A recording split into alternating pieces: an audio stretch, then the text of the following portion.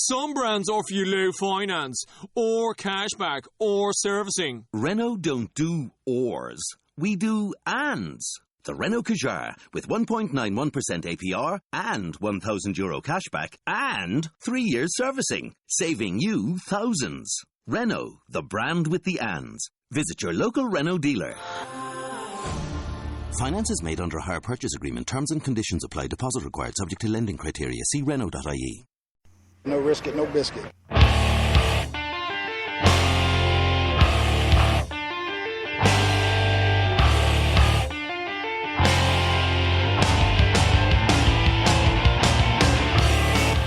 Coming from the Arizona desert, presented by SBNation.com. For Arizona Cardinals fans, by Arizona Cardinals fans, with outsider and insider's perspectives, this is Revenge of the Birds.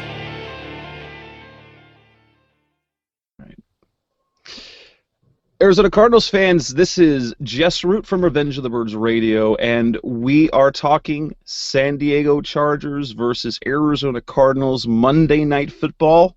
We are finally at the real deal, and Monday night we will be hosting the Chargers as they come to town. Monday Night Football, Week 1, the last game on the Week 1 docket. And to preview that game, we brought in from Bolt to the Blue, our SB Nation sister site for the Chargers, their team site. Every bit as good, if not better, than our own Revenge of the Birds. And brought on John Gennaro from the site. How are you doing today? I'm doing all right. I would like to think that we are not just the best SB Nation football blog, but the greatest blog in the history of blogging. So if you guys come in second place to us, I'll feel pretty good because you know there's really no matching us. And the unfortunate thing is because of the fan bases, the world is just, they are missing out on our sites. No. We're starving, tortured artists who won't be recognized for our craft and all the wonderful stuff we're putting out until long after we're dead. Hey, but then someday we'll be artists that are famous and they'll remember us for our great blogging work. Right. My great-granddaughter will have a poster of Jess Root on her college dorm room wall, and she'll tell everyone about the amazing things you wrote about the Cardinals.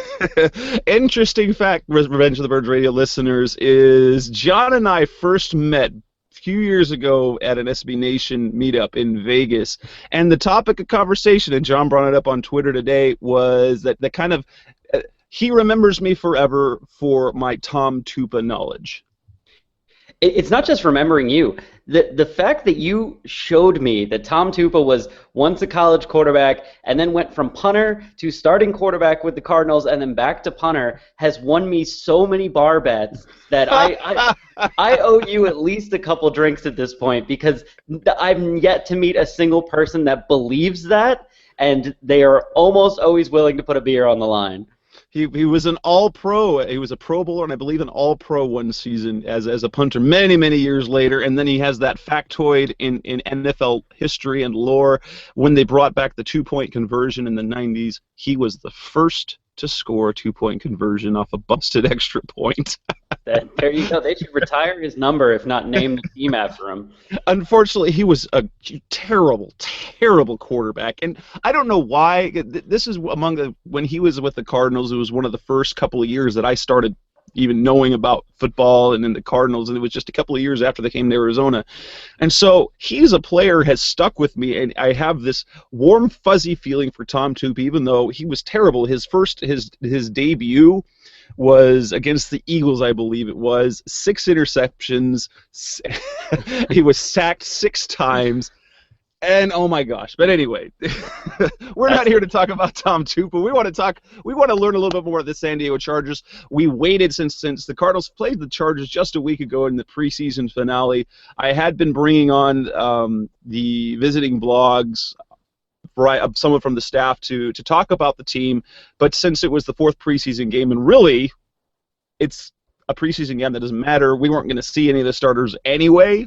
It seemed much more appropriate to wait for the big Monday Night Football game. So tell us, John, to start things off, tell us about the off-season. Obviously, was there much turnover? The one thing we know, Whisenhunt, a guy that some of us hold somewhat dear to our hearts, and then there's a bit of bitterness that sort of.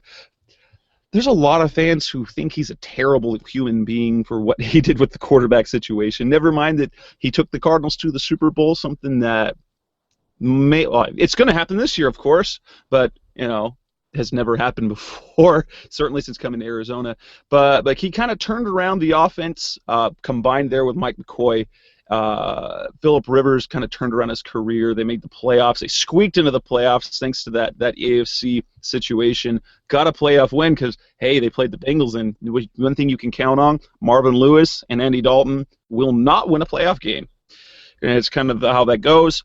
So tell us about the offseason. We know he is now the head coach in Tennessee. What are the turnover? Who are the players that you lost? Were there coaching changes? What there were? And who did you bring in, and who's making an impact? Well, this actually probably isn't going to be a very long answer because I believe the Chargers retained more starters than any other team in the NFL this offseason. They've lost 2 starters from the defense. If you're just going year to year, like week 1 last year to week 1 this year, they've lost 2 starters, one of which was their nose tackle, who they let walk to the Pittsburgh Steelers. That was Cam Thomas. They let him go because he was terrible last year. And Derek Cox, who was one of the new regime's first free agent signings last year to be the team's #1 cornerback, was so bad he was benched halfway through the year, and I believe he had a 3-year contract, and they just cut him because they didn't want to put him on the field because he was so terrible. So those 2 guys have been replaced with guys that are better. Brandon Flowers was signed after the Chiefs cut him, former Pro Bowl cornerback. He's going to be the #1 guy with the Chargers, at least for a year. He signed a 1-year deal. And Sean Lissimore, who was traded from the Dallas Cowboys around this time last year, and had a pretty good year as sort of the backup defensive end for the Chargers, and eventually did take over that starting job from Cam Thomas at the end of last year because, like I said, he was terrible. But those are really the only 2 positions on defense that have changed. Everything else has remained exactly the same. And on the offensive side of the ball, the only difference is that Jeremy Clary is hurt. He's probably going to be out for the entire year. He was our starting right guard last year, and again, a bad one. He did not play very well. Had some off-season hip surgery the other day. He had another surgery on that same hip. So if he comes back, it's not going to be for quite some time. So Johnny Troutman, who was drafted a couple years ago, one of those guys that sort of dropped in the draft because he had just had surgery. They knew he was going to miss his rookie season. Played a little bit last year and looked pretty good. He's going to get the first shot at that starting right guard spot. But every other spot is exactly the same. So like you said, really the biggest change on the team is at the offensive coordinator spot, where Ken Whisenhunt left after a year, and he's been replaced with Frank Reich. Frank Reich, who you probably know, and most NFL people know, as the quarterback that led the biggest and greatest comeback in NFL history. Yes. I remember that game. I'm so old. I remember that game. Yeah, I do not remember that game, so I'm going to feel good about myself. I remember that was he was another. It was, I guess there was a series of backup quarterbacks that as a young teenager I sort of felt. Gary Kubiak was another one I felt. Yeah, I like that guy. That Frank Reich was another one. That one of those guys that just never got his chance. Never got the real chance to do what he could do. After all, he was backing him Jim Kelly, so you can't really blame anyone for playing Kelly instead. Yeah, right. It's like looking at Jason Garrett's career and going like, well, he didn't do much, but he spent most of his career behind Troy Aikman. So, what are you going to do? If you're backing up a Hall of Famer, you're kind of screwed. So first I'll go into Ken Whisenhunt, because you sort of touched on it, and then we'll get into Frank Reich real quick. As far as I'm concerned, and I think Cardinal fans will probably side with me on this one. Probably all Cardinal fans will side with me on this one, because I think I have this pegged correctly. Ken Whisenhunt is an excellent offensive coordinator. The Chargers owe tons to him for what he was able to install last year. I think his time with the Pittsburgh Steelers shows he was an excellent offensive coordinator then, and I think his first couple years with the Cardinals also showed the guy can call some plays. He can draw up an offensive game plan. I think where Ken Whisenhunt runs into problems is I think he's John Gruden. I think there's almost no difference between John Gruden and Ken Whisenhunt, except for the fact that Ken Whisenhunt didn't win that Super Bowl. But John Gruden, if you see what he did in Tampa Bay, he won that Super Bowl in his first year and then systematically destroyed that team by signing about 8 terrible quarterbacks every single offseason. And they were so bad at the quarterback position that it didn't matter what Monty Kiffin was doing, how many Hall of Famers they had on defense. In Gruden's last year, I think they won 3 games, maybe 4, and they were terrible. At one point, they had Ryan Leaf as their third-string quarterback. It was this non-stop line of bad quarterbacks that John Gruden believed if you put them in my system, they'll be able to succeed. That's interesting. Yeah, he was looking for the next Rich Gannon, I believe, is the entire time he was in Tampa. Yeah, well, yeah, and he sort of found it with Brad Johnson for a year, and then he got rid of him. But I should bring up all of the terrible quarterbacks that he had. I think the only success he actually found was with Chris Sims until Chris Sims had his spleen. Lost his spleen, yes. Yeah, lost his spleen in a game, and then after that, it was just this never-ending stream of bad quarterbacks that totally ruined that team. And year after year, people would say, use a first-round pick. Even after Chris Sims was gone, use a high draft pick. You need a star quarterback. And he was like, no, I can deal with whatever garbage I can pick up off the street, and we'll be fine because my offensive system. And I think Ken Whisenhunt is kind of the same way. I think if you give him too much power and he's a head coach and he can make decisions like, no, we don't need to draft a quarterback, I'm fine with, Charlie Whitehurst, then he can destroy a team. Or fine with Derek Anderson or whoever the hell whatever bad Cardinals cornerback you want to throw at me. But if you just say, hey, make an offensive game plan and call plays, he's excellent at it. So I don't think that means that the Titans he's gonna destroy them systematically and there's gonna be a run of bad quarterbacks through there. It wouldn't surprise me, but I do believe that people can change, they can get better, and they can learn from their past mistakes. But all in all, I know Ken Whisenhunt as an offensive coordinator for 1 year, and he was beautiful. Everything we could have possibly hoped for, he was. And we learned this offseason, Frank Reich came over with him and with Mike McCoy and was the quarterback's coach. But every time you saw McCoy and Whisenhunt together, Reich was there with them. And it seemed like the 3 of those guys were very close. And we learned this offseason after Whisenhunt left and Reich was named the offensive coordinator that they knew what was going to happen. They knew that they were going to have a good year offensively and Ken was going to get offered a head coaching job. And they had already planned to say, you can leave and take it. I don't know if you remember this, but there was kind of a big controversy, at least with Charger fans last year, before their game against the Broncos. Ken Whisenhunt went out and was interviewing for coaching jobs. The team was practicing to play the Broncos in a playoff game, and Whisenhunt was out there interviewing for head coaching jobs, and the fans were incensed.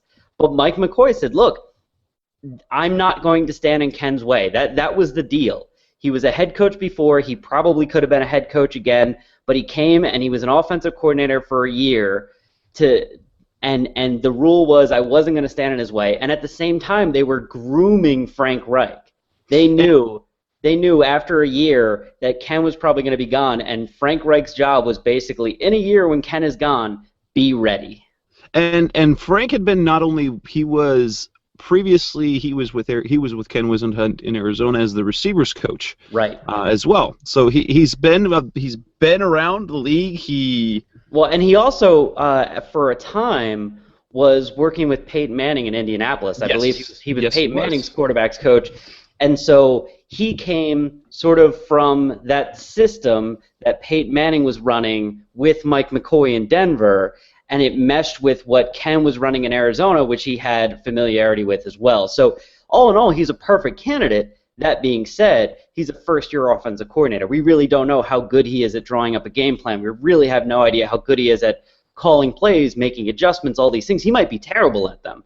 But it wasn't a panic move by the Chargers to say, oh, there's nobody out there, so we'll just go with Frank Reich. The plan was, we're going to bring this guy in, and when Ken gets that head coaching job we know he deserves, it's Frank's shot. So, talking about the offense, you have the basically a big turnaround of Phillip Rivers' career. How much of that was the different offensive scheme? How much of that was the fact that he had, a couple playmakers in the game, you add Danny Woodhead, you've got Ryan Matthews, and you add Keenan Allen. How much of it was talent around him, and how much of it was scheme, do you think, that was just holding Rivers back when they just started letting go of their offensive talent? I think it was probably 25% talent and 75% scheme, because Norv Turner's offense, which if you watched sort of what it did in Cleveland last year and the last couple of years with the Chargers, and even if you have an idea of what Norv tries to do on offense, it's kind of a dated scheme. And the biggest problem with it is it relies heavily on 7-step drops, deep drops, which means you got to have an offensive line that can hold off pass rushers for a long time. Otherwise, you're going to get your quarterback killed.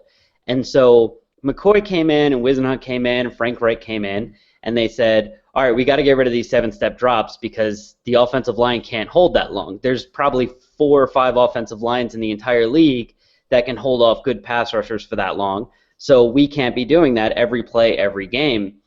And the other thing they did was Norv Turner's offense is very much, I'm going to run, and then as soon as you think I'm going to run, it's going to be a play action, and it's going to be a bomb over your head for a big play.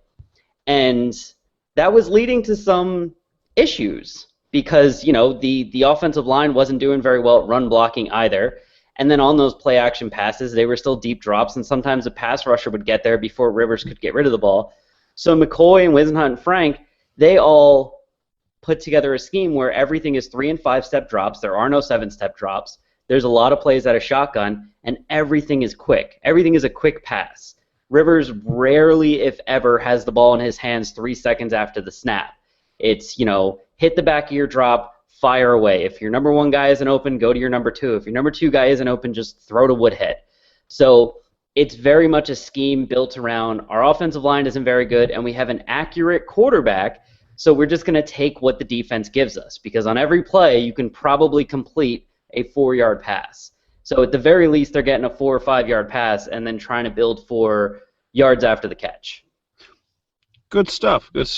So, looking at the offense, and I'm actually kind of having the same type of conversation on the blog side of that through Reply All with Richard Wade, and I asked him what the difference so far you see between Frank Reich and Ken Whisenhunt, and it seems the running game is a little bit different. I've seen that they, instead of the draw plays, those draw plays, by the way, drove Cardinals fans absolutely insane with Whisenhunt by the end of the tenure there. But Reich tends to, at least preseason, has done more ISO work in the running game. Yeah, well, so Charger fans were kind of used to it because I believe when Norv Turner was here and Ken Whisenhunt was there, those two teams were 1 and 2 in the number of draw plays they called. And last year, the Chargers were far and away the number 1 team in terms of running draw plays, but they were also far and away the most successful team at running draw plays. So you could make a point that as crazy as it drove people, it has been driving people for a long time in San Diego, at least last year they were calling them because it was working. It works very, very well with Danny Woodhead, especially because the defense has to account for what is he doing. There has to be a linebacker or a safety on him saying, is he running? Is he going out to catch a ball? Is he in blocking? And that pauses everyone for a minute because they have to see what the hell Woodhead's doing. So with him in there, that draw play kind of works. And also the ISO is not his play. You don't want to run Danny Woodhead power up the gut.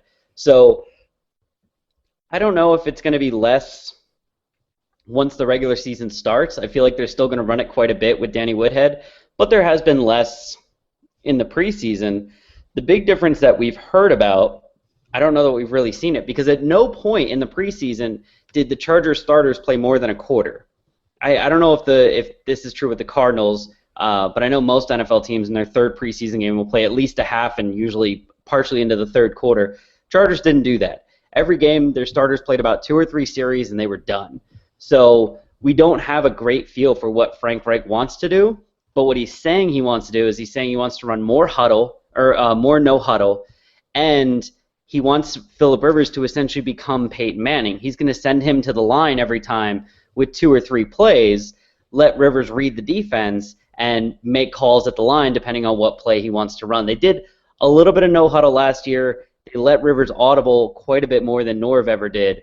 But Frank Reich is basically saying, I'm going to build the game plan and hand it over to Phillip and let Phillip run the offense the way he wants to, and installing a bit of that sort of K-gun mentality when him and Jim Kelly were running the Buffalo Bills offense on their own on the field.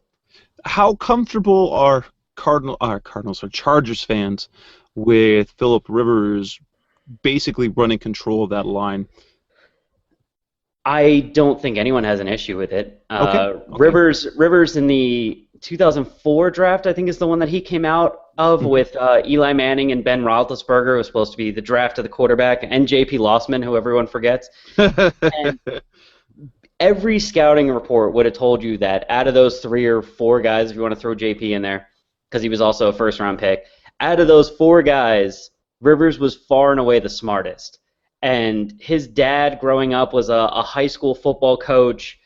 He was very, very tight with his college coaches, which his offensive coordinator in college was Norm Chow, who went on to be very successful at USC and then sort of fall off the face of the earth. But everyone knows that he's completely trusted by the coaches, the players. Everyone knows he's a smart guy that can handle it. I like to see things before I totally believe in them. I could tell you that, it could be a catastrophe. There was definitely some instances last season, especially against the Broncos, where teams could trick Rivers into changing a play or audibling into a play that they then could plan for. They would set up their defense to look like they were looking for a run, so he would audible to a pass, and then they would change their defense knowing that he just audibled to a pass. So he's still very inexperienced at it. He's not perfect at it, but there's complete trust in Rivers and in really every facet from everyone in San Diego. The coaches, the fans, the players, they trust him to run the game. They trust him to throw the ball. They even trust him to sort of run with the ball a little bit as well. He's gotten a little bit of criticism, other than the crazy bolo tie that he wears. It's a great bolo tie. As great as a bolo tie can possibly be, it does make him unique, but he's got to be... What is he doing to his children who have to go to school, and then they know that they're the kids whose dad wore those ridiculous bolo ties? I was so thankful when I saw him on that, because that was when the bolo tie came out.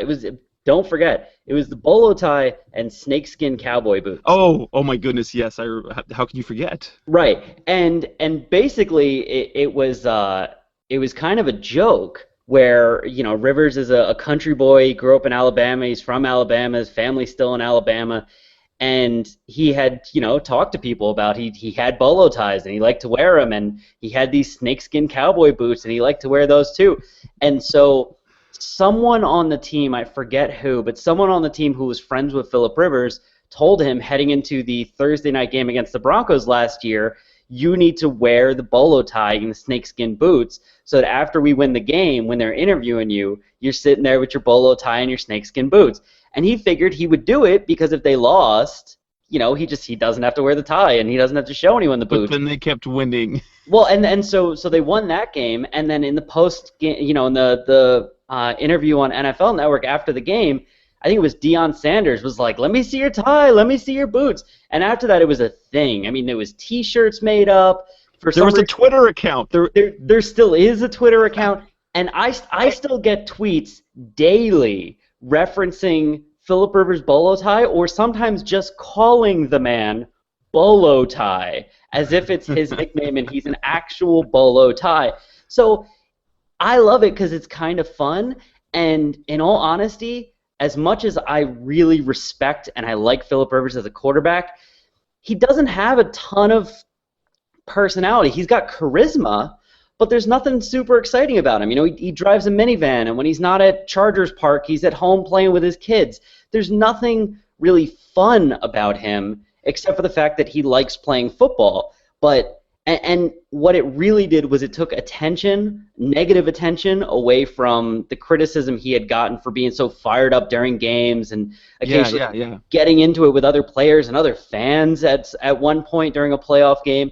So it took some of that negative criticism away, and everyone realized, like, hey, look, He's not a total jerk. He's not a total meathead who's just looking to get into fights with people. He's a normal guy, and he can have fun, and he can wear a stupid bolo tie and boots, and he can laugh at himself. Like, that's what it showed me, is Rivers can laugh at himself, and that was hugely important to him. And the way you describe him just now, it sounds like another guy that Cardinals fans are quite familiar with in Carson Palmer. Carson Palmer is, by all means, just a dude who plays football and goes home to his family. And Larry Fitzgerald, when he came over last year, said he's about football and family. He just loves playing football. And to that point, Carson Palmer, I ran across on I think it was the preview you had over Bolts of the Blue. One of the comments, I think it was the breakdown of like the front seven, how the two teams match up. By the way, it was a great piece. Head on over to Bolts of the Blue, and get signed up, because everyone's got a 1-day waiting period at this point, don't they? I think across the network. Actually, we have a 0-day waiting policy at the moment, mostly because the season hasn't started. So if you sign up as a commenter on boltsontheblue.com, you can immediately comment. That'd be great. So get on over there. We'll have some great conversations. It's between AFC and NFC. This is a West Coast team where we don't hate because they're AFC, so there isn't any hate like we have with the other. And it's Phoenix, San Diego. Phoenix and San Diego go together. San Diego is our second home, most of us, when it comes to the summertime. But to that point, getting back, there was a commenter said that Carson Palmer really just has the Chargers numbers. Is that true? Is that just perception? How has Carson Palmer done in his time? Obviously, when he was with the Raiders, you saw him twice a year, and then just those couple of years, but also the Cincinnati days. I actually don't think that's true at all. I was on a podcast the other day where I said that over his career, I was pretty sure Carson Palmer had been mostly terrible against the Chargers. He had one game a couple years ago that we sort of know as like the backbreaker game where the Chargers needed to beat the Bengals in the final week of the season to make the playoffs, and they lost by something like 40 points. And that was back in his Bengals day. But we also had some games against him when he was on Cincinnati where he was terrible, and I can't really remember him having any great games with the Raiders against the Chargers. Hold on, I'm actually looking this up. So he's played I'm doing the same thing right now. He has played pretty well against the Chargers. He's played 5 games. In those 5 games, he has 2,000 passing yards, 14 touchdowns, and 3 picks. So whoever wrote that was right. It's let me see. I'm looking at his quarterback rating against the Chargers is 116.4. It is his highest quarterback rating against any team he has ever played against. Ooh, so yeah, maybe we should be afraid. Right. I like those numbers. That bodes well. That's the stat of the night, stat of the day. Obviously, if whoever's listening to the show, you're listening via download, make that the stat of the day. Carson Palmer has had the greatest efficiency success against the Chargers than anyone else. Yeah, and he can get a Monday Night Football. That it actually kind of makes sense because I was listening to one of our other podcasts this morning, and someone was doing a breakdown of Carson Palmer and basically how you stop Carson Palmer, how you force him into some of those bad throws and some of those games where he'll throw like 3 really ugly picks. And basically what they said, and you can back this up, is you have to get pressure in front of him. You have to have his center and his guards basically backing up into him, and that will bother him enough where he'll start throwing off his back foot and throwing some ugly-looking interceptions. And it would make sense if the Chargers have struggled to do that because, let's see, 5 games. He's never played against them at the Cardinals, so that's probably 2. That's probably 3 with Oakland and 2 with Cincinnati. So it's only been the last couple years that the Chargers have really played him, and they haven't had a stout defensive presence in the middle of their defense in years. I mean, like I told you, our starting nose tackle this year and the guy who took over last year was traded for and thought of to be a 5th, maybe defensive end in this defense. Now he's the starting nose tackle. So the Chargers are not necessarily built to force Carson into those bad games, I suppose. Oh, and it's interesting, Carson Palmer's numbers last year, if you take away, now granted he did play under a lot of pressure. He did have lots of, there were several throws where he threw interceptions where there was no pressure, but if you look at the body of work, if you give him time, he performs at a level that is near the same level as any of the elite quarterbacks in the league. And Carson Palmer, to me, as you look at him and his career, he hasn't been the star, the Peyton Manning, the Tom Brady type quarterback that perhaps people hoped when he was the number one pick coming out of USC.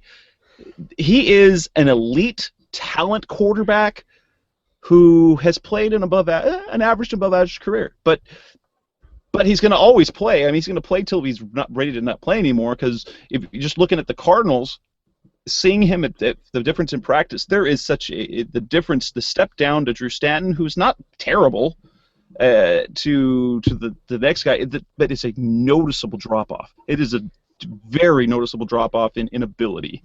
Well, and Carson's career, his NFL career, has sort of mimicked that of his college days. I mean, it's pretty much exactly as you said.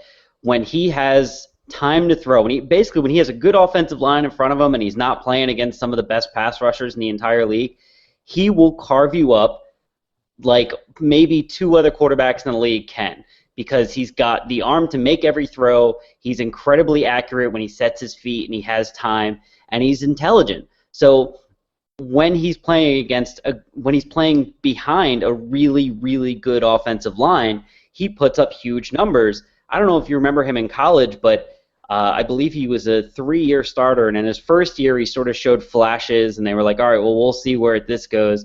And then his junior year, he was behind a pretty bad offensive line at USC, and he dropped off the map almost completely, and they were like, all right, well, he's a flash in the pan.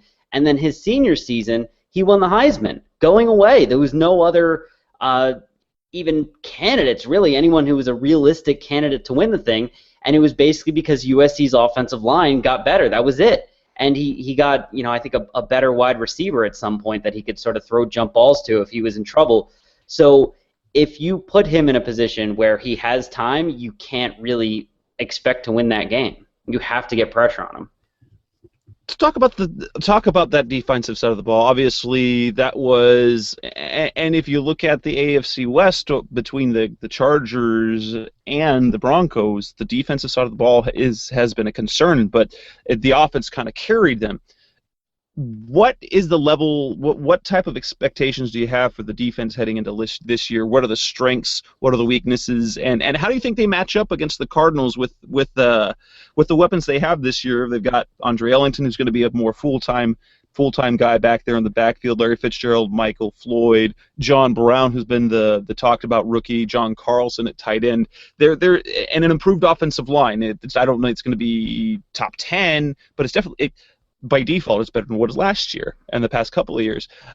How does the defensive side of the ball of San Diego match up against that offense? Well, so before I get into the matchup, we'll just look at the Chargers defense in a vacuum, because I was thinking about this before we started talking tonight, and a lot of people expect big things from the Chargers defense this year. And I'm looking around, and like I told you earlier, it's essentially the same defense that they had last year. I mean, Sean Lissamore is the nose tackle instead of Cam Thomas, but Sean Lissamore was the nose tackle at the end of last year as well, when the defense played maybe on an average level, but it wasn't spectacular.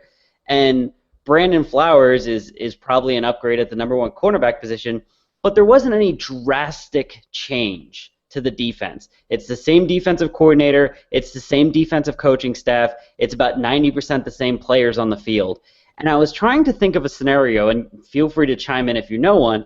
I was trying to think of a scenario where a team got significantly better on either side of the ball from one year to the next without some sort of drastic change, without a new defensive coordinator or offensive coordinator or a new coaching staff or a new head coach or something huge like, Andrew Luck gets drafted and replaces Curtis Painter. I can't think of one. It always seems like the team they were last year is generally the team they're going to be this year. It tends to be, looking at the Cardinals from 2011 to 2012 with Ray Horton, they basically, there wasn't much turnover, but if you looked at year 1 to year 2, it was a pretty big jump. However, that was because of a terrible first 8 games the defense had, and about halfway through the season they figured out they understood what they're supposed to do under his scheme, and they were really good the second half. So it wasn't, say, if you looked at statistically over the 1 year to the next year, the Cardinals did it, but if you looked at the last half of the season to the next season, then there wasn't a big jump. Yeah, the Chargers' problem on defense for the first 12 games of last year was everything. They couldn't stop the run, they couldn't rush the passer, and they didn't have a secondary outside of Eric Weddle, who's one man trying to play 4 or 5 positions. So why they went on their run at the end of last year when they won, I think they won their last 5 games, and then they won that playoff game against Cincinnati, is they got Melvin Ingram back, who he had missed the first, I believe, 11 or 12 games of last year with a torn ACL and came back faster than almost any man alive from that type of surgery. They got him back, and Donald Butler, who had sort of been struggling to get on the field and stay healthy through most of the year, had a sort of a streak of decent health. And they also took some of those bad players that were just out there because they were on the top of the depth chart, like Cam Thomas and Derek Cox, and benched them and replaced them. So, but what that did was that moved them from the worst defense probably in the last 10 or 15 years to somewhere around slightly below average. And that was enough with the second best offense in the league to help them win 5 straight games and then a playoff game. This year, they're starting the year with a healthy Melvin Ingram. They've added Dwight Freeney. So they still probably can't stop the run, but they can rush the passer a little bit. And the secondary, with the addition of Brandon Flowers, who was arguably, well, I don't want to say the best free agent cornerback out there because he's probably below Aqib Talib and Darrelle Revis, who got traded, and probably... What about Antonio Cromartie? He's not... Okay, I will put him on a similar level to Antonio Cromartie. So they added Brandon Flowers, who's on a similar level to Antonio Cromartie, and then they used their first-round draft pick on Jason Verrett, who has played all of 15, I believe, snaps in the preseason because he's returning from shoulder injury. But if you talk to anyone who did some scouting before the draft, they will tell you Jason Verrett was the best cornerback in the draft. The reason he wasn't the first one taken, the reason he wasn't a top 5 or top 10 pick, is because he's about 5'8", 5'9". So they're thinking you put him on a guy like Larry Fitzgerald or Michael Floyd, and he's probably going to have some issues. But around the league, there's some evidence and that shorter cornerbacks can work. You know, you can be 5'8", 5'9", and you can play cornerback in the league if you're in the right scheme. And the right scheme seems to be the one that Chargers defensive coordinator John Pagano runs, which is more zone than man. You're really not bodying up on guys as much as you're responsible for an area of the field. And if the ball is coming towards your area of the field, you smack it out of the air. So it's not a lot of bodying up on guys or being physical. It's more that zone defense. So how I expect them to match up against the Cardinals is I expect Jason Verrett to play almost exclusively against John Brown, which, by the way, I don't know how you're not calling him Downtown Johnny Brown every time you refer to him. He's already got a nickname. It's Smokey. I don't care. Smokey Brown is not bad, but I prefer, for a guy who is going to be your deep threat, come on, Downtown Johnny Brown. You can't go better than that. Anyway, so Jason Verrett is mostly going to be matched up on him because they're both rookies, and John Brown seems to be mostly a speed guy, which is kind of Jason Verrett's strength. And I expect Brandon Flowers to just follow Larry Fitzgerald around the field. Now, Brandon Flowers is not that much bigger than Jason Verrett. Again, he's probably about 5'9", maybe pushing 5'10", but he has a lot of experience playing against 1 and 2 wide receivers in the NFL. So he should be fine going up against Larry Fitzgerald. And again, it's not just a man-to-man, run down the field with a guy. It's mostly a coverage thing. And Sharice Wright is probably going to match up the most against Michael Floyd. So against the pass, I kind of like what the Chargers can do. I think they can get home.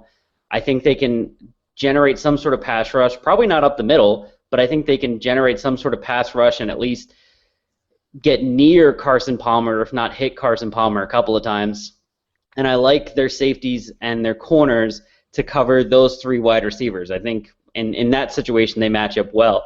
What really worries me is Andre Ellington, because this team is bad at tackling, like really, really bad at tackling. And he's the type of guy that he breaks one tackle and he's gone. And as I stated previously, their front seven, while they may be good at pass rushing, I think, against the run, there's not a lot to like there. There's Corey Liuget, former first-round draft pick, who, when he shows up to play, can completely change a game. And that's about it up the middle. I mean, Sean Lissamore we've talked about at length, but he's nothing to get excited about at nose tackle. Kendall Reyes had a pretty good rookie season and looks like a bust since then. Manti Te'o, if he plays, is a much better player in pass coverage and zone defense than he is against the run. He's actually pretty terrible against the run. And Donald Butler is kind of in the same boat. He's pretty good against the run. He's probably better against the pass, but there's no one that I like in that group of defensive linemen and inside linebackers to stop the run. And so Andre Ellington, who in my opinion is a pretty underrated running back, is probably going to end up having a real good day against the Chargers. Their only hope is probably going to be if the Chargers offense can put up enough points to force Bruce Arians to start calling more passing plays to catch up. Well, let's talk about that, because the thing about the Chargers is the Arizona's got they were a great defensive team a year ago. They weren't awesome against the pass, but they were, the elite against the run.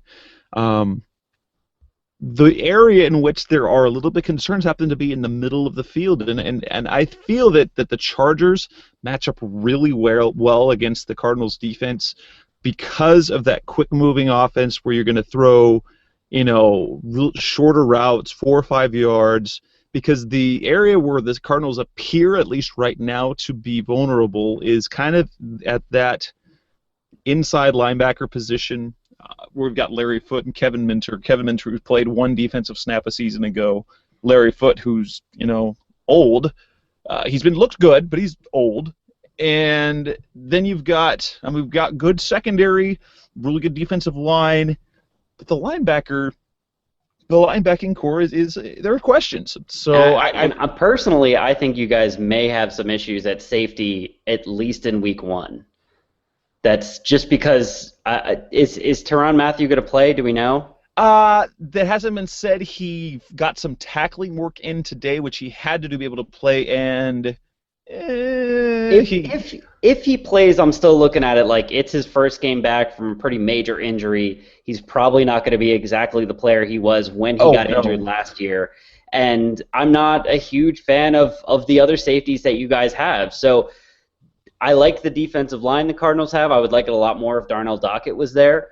But like you said, that linebacking core, specifically on the inside and the safeties, I think could be a problem. So the interior of the Chargers defensive, front seven, or just the defense, I think is going to lead to the Cardinals running. But like you said, the Chargers are really into throwing those quick, short passes. So while I think Keenan Allen probably isn't going to do much against Patrick Peterson, and I don't think Malcolm Floyd's going to do much against Antonio Cromartie, I could see a game where Antonio Gates, Ladarius Green, and Danny Woodhead catch a whole bunch of passes for a whole bunch of yards.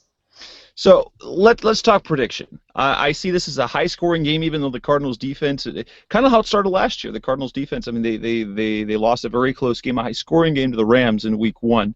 I have this game going. I lean towards the Cardinals. 1, because I'm a Cardinals fan. 2, because I cover the Cardinals. And 3, because it's at home on Monday night on a game that they're going to be very fired up for, in which they're going to honor Kurt Warner and put him in their ring of honor. But I have this going ever so slightly to the Cardinals. I'm thinking probably a 31-27 ball game. What's your pick for this? I don't want to say too close, because I think the Cardinals. I have the Cardinals covering. They got the plus. They're at -3 for this game. What if you had to pick a winner, pick a score? Where do you have that game going? Well, Vegas has the line at -3 for the Cardinals, meaning the Cardinals are a 3-point favorite. And that's usually their standard. That's a standard home game. Yeah, that's a standard home team. Standard home game. So that's Vegas saying, as far as they know, heading into the season, the Cardinals and the Chargers are evenly matched. One team is not necessarily better than the other. And they hope home field advantage will result in that extra 3 points for the Cardinals. So I look at it like yes, the Cardinals have that home field advantage, but I'm going to throw two things at you. One, it's one of those late night Monday night games, which I don't know how many the Cardinals have been involved in, but they are weird. Every time the Chargers play in one, it is weird. Something weird happens almost every time, and the game almost never turns out the way you want it to. Either the Chargers win by 40 points, or it was the terrible Halloween game about 2 years ago where all the Chargers had to do was kneel the ball down and kick a field goal, and they win against the Chiefs, and for some reason Phillip Rivers turned around, fumbled the ball. The Chiefs got it. They won the game. They all put on Halloween masks and danced around on the field like it was. Oh. It's terrifying. It was absolutely terrifying, and no one had any idea what happened. So weird things will happen, and I like to look at the Chargers, the fact that they basically play this late Monday night game every single week one every year for the last, I think they missed one in the last 7 years, or they played 5 in the last 7 years. They're kind of used to it. Basically, I'm having a hard time picking a winner of this game. I think it's going to be a shootout. I think the teams are evenly matched. I think the advantages that the Cardinals have as far as being the home team and everything are sort of taking out by the fact that it's one of these weird late night Monday games that San Diego has experience in. That San Diego has experience in. So to me, if I'm picking with my gut and saying this is how many points I think the Cardinals are going to score, this is how many points I think the Chargers are going to score, I honestly think like my head wants to yell out 30-30 tie. But no one wants to hear a prediction for a tie because that's not fair. But honestly, that's what I think is going to happen. So I think this game is really going to come down to a turnover. You know, someone's going to throw an interception, and it's probably going to end up equaling 3 points or 4 points or 7 points. So I'm going to pick the Chargers just because I'm a Chargers fan. All right. And because I'm hoping that they somehow end up with that one turnover, whether it be a fumble or an interception or even just some sort of flubbed punt return. Okay. You've got the Chargers winning in a shootout. I've got the Cardinals winning in a shootout. I'll give you a score, actually. Ooh, okay. Do it. I'll give the Chargers an extra point. Say they win 31-30. Ooh. 1 point win. Ooh. That will be one heck of a game, and it's going to be a really late night. Oh my goodness. Hey, get your nap in during that early game, whatever it is.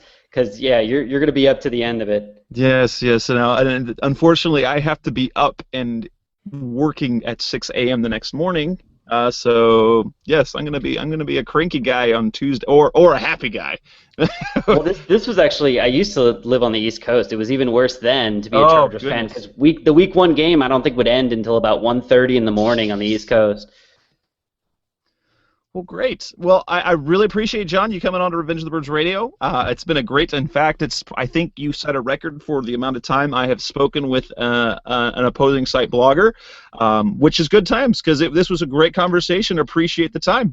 I appreciate you taking the time to talk about Tom Tupa with me because any day of the week is made better with a conversation about Tom Tupa's meteoric career. Yes, great. That was John Gennaro from BoltsFromTheBlue.com, our SB Nation San Diego Chargers site. How can they follow you, John? They can follow me on Twitter from the Bolts from the Blue account. It is BFTB_Chargers. All right, and that'll be a wrap tonight. Thank you so much, and we will be back next week with reactions from the Monday night game. You've been listening to Revenge of the Birds. Keep the conversation going by visiting revengeofthebirds.com. Follow us on Twitter at Revenge of Birds. You can also find us on iTunes at facebook.com/Revenge of the Birds.